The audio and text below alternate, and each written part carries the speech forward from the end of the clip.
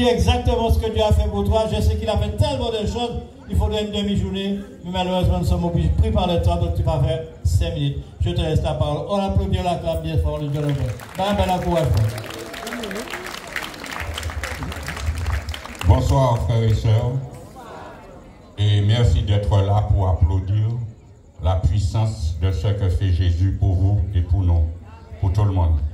Donc, je suis le frère Rib. J'ai été gravement malade en 2012. Je rentre à l'hôpital le 4 juillet. J'apprends, j'ai une leucémie, un cancer du sang.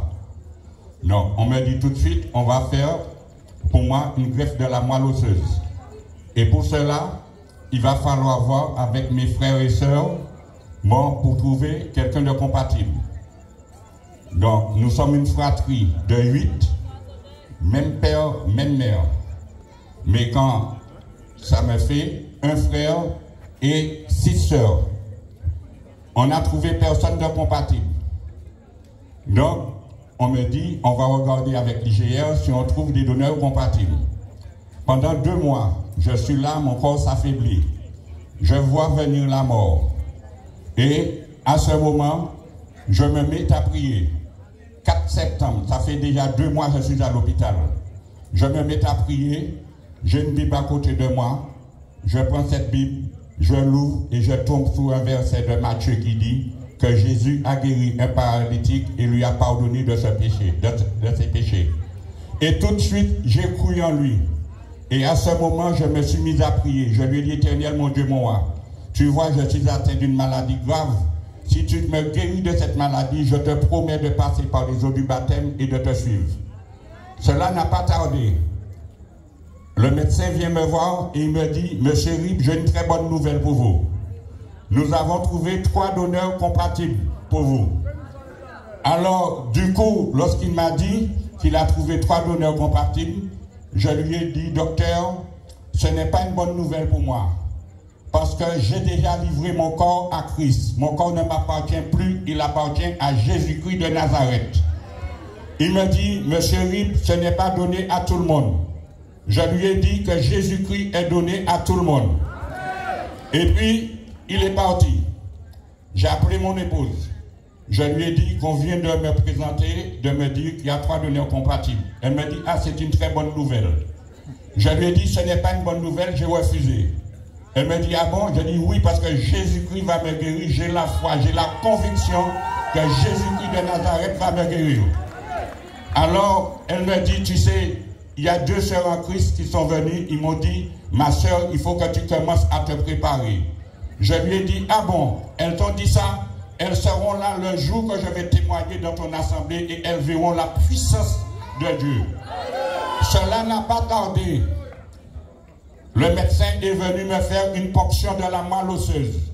Mais pendant qu'on faisait la ponction, je criais, Jésus, ils ne trouveront rien d'anormal. Jésus, ils ne trouveront rien d'anormal. Puis, une infirmière est venue me perfuser. Le lendemain, mes veines étaient fatiguées, mais je vous dis, j'avais un taux d'hémoglobine de 3. On me donnait un médicament pour pouvoir faire remonter l'hémoglobine, mais ça ne montait pas. Mais à partir du moment que j'ai prié et que j'ai livré mon corps à Christ, j'ai senti quelque chose qui se passait en moi. Alors, du coup, l'infirmière me dit, elle m'a piqué 6 fois. Elle me dit, Monsieur Rib, le sang n'arrive pas, vos veines sont fatiguées. Je lui ai dit, infirmière, patientez, le sang va arriver. Je me suis concentré sur le lit, j'ai fermé mes poings et j'ai crié le sang du Christ. Et le sang a jailli. Ça a sali l'infirmière. Puis, le médecin, elle a pu mettre la perfusion et aussi pour des analyses. Et après, je vois 3 médecins qui viennent dans ma chambre. Ils ferment la porte de ma chambre et puis ils me disent, Monsieur Rib, qu'est-ce qui se passe à votre niveau? Je leur dis, docteur, je ne comprends pas. Vous venez dans ma chambre, vous fermez la porte et vous me dites, qu'est-ce qui se passe? C'est moi qui dois vous demander quel est le but de votre visite dans ma chambre puisque vous êtes venu à 3 et vous avez fermé la porte. Il me dit, le docteur Koné vous a proposé 3 donneurs compatibles, vous avez refusé. L'infirmière était en train de vous perfuser, le sang n'arrivait pas, vous avez dit quelque chose et le sang est arrivé. Maintenant, nous avons reçu les résultats de la moelle osseuse. Vous n'avez aucune trace de leucémie. Vous êtes plutôt anémié. Eh bien, je vous dis, frères et sœurs, le 17 septembre, nous étions le 4 septembre, je lui ai dit, docteur, quel taux d'hémoglobine qu'il faut avoir pour sortir de l'hôpital? Il m'a dit qu'il faut avoir 6 minimum. Je lui ai dit, docteur, écoutez-moi, vous voyez, nous sommes aujourd'hui vendredi, pas ce lundi-là, ça tombe le lundi 10, mais le lundi 17 septembre. Préparez mon bonne sortie pour moi parce que Jésus-Christ de Nazareth aura fait le nécessaire. Je vous dis, frères et sœurs, c'est un Dieu capable. Eh bien, le 17 septembre, j'ai préparé ma valise. J'ai mis tout, je me suis présenté. Les infirmières sont arrivées et m'ont dit, monsieur, où allez-vous? J'ai dit, je sors de l'hôpital aujourd'hui. Elles m'ont dit, mais qui vous a dit ça? Si je vous dis, vous n'allez pas me croire. Mais je sais que ce soir, je ne dors pas à l'hôpital, que je vais sortir parce que je suis guéri. Vers 11h, le docteur vient me voir. Il me dit, monsieur, où allez-vous? Je lui dis, mais docteur, je vous avais dit qu'aujourd'hui, je sortirai, que Jésus-Christ aurait signé mon bonne sortie.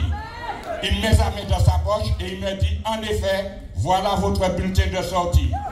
Je lui demande quel taux d'hémoglobine que j'ai. Il me dit que j'ai 6,4 d'hémoglobine. Je vous dis, frères et sœurs, Jésus-Christ ne fait rien à la légère. Quand je suis sorti de l'hôpital, j'ai demandé à mon épouse de me conduire dans une église évangélique parce que j'ai fait une promesse à Jésus-Christ. Elle m'a dit dans quelle église je vais aller. Je dis, je ne sais pas. Et puis finalement, ça m'est venu dans la tête. Je lui ai dit, emmène-moi aux eaux découpées. Eh bien, je vous dis, frères et sœurs, Jésus m'attendait là.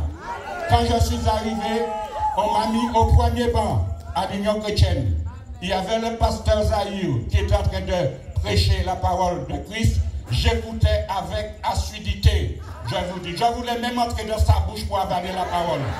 Je vous dis, frères et sœurs, quand il a terminé son message, vous savez qu'est-ce qu'il a dit? Il y a un baptême le 15 octobre. J'ai fondu en larmes. Je me suis mis à pleurer. S'il est là, il peut témoigner. Je me suis mis à pleurer. Le pasteur Zahir il a demandé à l'assemblée de l'excuser. Et il est venu vers moi, il m'a demandé qu'est-ce qui se passe. Je lui ai dit, Jésus-Christ même. Il m'a dit, mais qu'est-ce qui me fait dire ça? Alors je lui ai dit, je veux passer par les eaux du baptême. Est-ce que vous autorisez? Il m'a dit, tu. On ne dit pas vous, c'est tu. Hein? J'ai dit, est-ce que tu autorises? Parce que j'ai fait une promesse à Jésus-Christ. Hein? Je veux passer par les eaux du baptême. Bon, malheureusement, par rapport à la mer qui était mauvaise, c'était renvoyé le 21 octobre 2012. J'ai signé mon contrat avec Jésus-Christ. Vous voyez, c'est un Dieu qui est capable. J'avais peur de mourir. Je vous dis, j'avais peur de mourir. C'est pourquoi j'ai refusé la grève, parce que j'avais la conviction que Jésus-Christ de Nazareth, c'est un Dieu capable qui m'aurait sauvé. Et vous contemplez ça avec moi. Alléluia!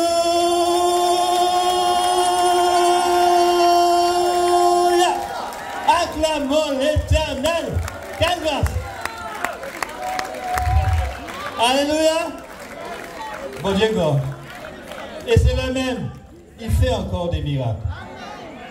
Je vais demander au groupe Christ Vie, c'est-à-dire Cœur d'homme, de bien vouloir se préparer pour un petit sketch que je vais vous laisser découvrir. Entre-temps, je demande aux responsables de l'Assemblée de la mission chrétienne de Trois-Îlets de bien vouloir se rapprocher de moi. Je pense au frère Joséphine, au frère Labo ainsi qu'au frère Lenox. S'ils sont là, merci de se rapprocher de nous. Frère Jude, merci de bien vouloir te préparer pour... N'hésitez pas. Je sais que hier soir, on a prié avec des bien-aimés qui étaient là, qui avaient certaines maladies, certains symptômes. Et je pense que Dieu a fait encore des miracles. Ceci étant dit, même s'il ne le fait pas aujourd'hui, mais sa promesse est certaine, car il a dit que si la promesse tombe, pourquoi? Parce que certainement. Et quand Dieu fait une promesse, la chose s'accomplit. Parce qu'il n'est pas homme pour mentir, ni fils de l'homme pour se repentir. Ce que sa bouche dit, Alléluia. Vous y croyez? Vous y croyez? Vous y croyez? On ne va pas vous dire gloire.